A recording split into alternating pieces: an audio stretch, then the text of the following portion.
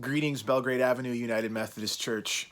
Hey, Pastor Dan Crandall here again with another update on our COVID-19 shutdown and just a response to that whole situation. Another thing here. A ton has happened in the past few days. Just wanted to give you the scoop on how we're responding to that at Belgrade, kind of what we've got in the works and what we're thinking.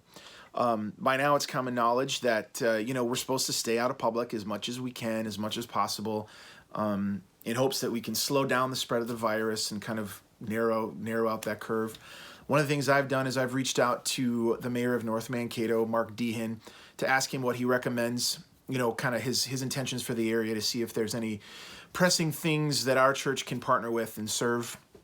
And he thanked me for what our church does for the community and just reiterated that keep on helping our neighbors, specifically in two ways. Number one, helping our more vulnerable neighbors with things like getting groceries. Number two, helping our neighbors that maybe can't work from home, maybe can't hit pause on their jobs, helping them with maybe childcare or making food, which isn't, particularly social distancing, but it's a middle ground, We're doing the best we can. It's a middle ground between having kids go to school, but also having parents lose their jobs because they can't get childcare, We all got to help out in the best we can. As far as Belgrade Avenue United Methodist Church goes, we've got a few things in the works to help our community together and be the light of Christ to North Mankato and the Mankato area. But they're in the works, so stay tuned for more information on those things and how you can help in the coming days and weeks ahead. At this point, at this point, it's possible that you could be frustrated. Think that, the shutdown and distancing could be, just ridiculous and overkill. But listen, that's the point. We can compare this to the flu or the H1N1 crisis years ago, but listen, hindsight's 2020. Who knows what would happen if we don't take these precautions now? Hopefully it'll seem like nothing, but we never know what could have happened if we didn't act now, and that's a good thing. That's a good place to be in. It's better than the opposite. So take a Sabbath, help somebody, be the light of Christ, or ask for help, reach out. I've gotten tons of responses from our church members saying, hey, I'm willing to help out. Please let us know. So please let us know if you're in a hard spot, because we've got people waiting to help, and we really would love to help. With that said, here's what's happening at Belgrade. Under the direction of our bishop, we just want you to know that we're suspending our church service gatherings and our meetings for the rest of March. So any previously scheduled meeting is now postponed to a later time. We're closing up shop for the month of March. Now, what does this mean for our Sunday morning church services, and what does this mean for our Wednesday night church gatherings that we've been having? Here's the deal. Number one, we will still have church services, but they will be online only. I'll be live streaming a message at 9:30 a.m. on Sunday morning and 6 p.m. on Wednesday night. So make sure that you hop on our website, join in on the service during those times.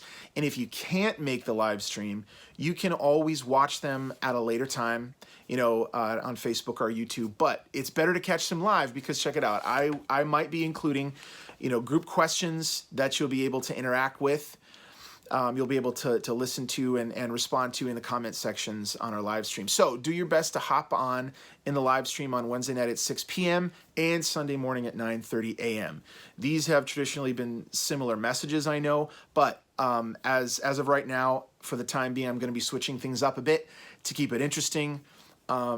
And another thing is, as we get used to this format, we're also going to add some different features. I'll be putting music and different interactions on there. But here's what I want to tell you. These services are going to be online only. The church building will not be open to attend these these services or experiences in person. As a matter of fact, I may or may not even be at the church myself, because the tech team has gotten things worked out, so that we figured out a way that we can broadcast our live stream to YouTube and to Facebook like we normally do, but we can now do it from anywhere we want, not just our church building sanctuary. So, to reiterate, don't show up in person for church. Log on to your live stream via Facebook, or you can access it through our webpage as well. So that's the deal with that. Also, with that, keep an eye on our Belgrade Avenue United Methodist Church Facebook page, because I've got some things in store for keeping us connected as a church, over the coming weeks, coming days, coming weeks ahead. So one thing you can do is make sure you like our Facebook page and enable notifications so that you can get notified when we're going live. And with that said, here's what I'd like you to do right now.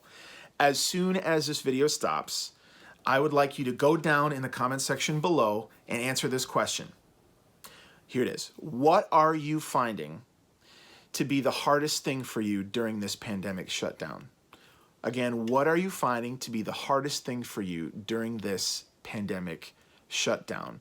Let us know how this is affecting you, and let's talk in the comment sections down below. So hopefully we can stay connected as a church in this little way.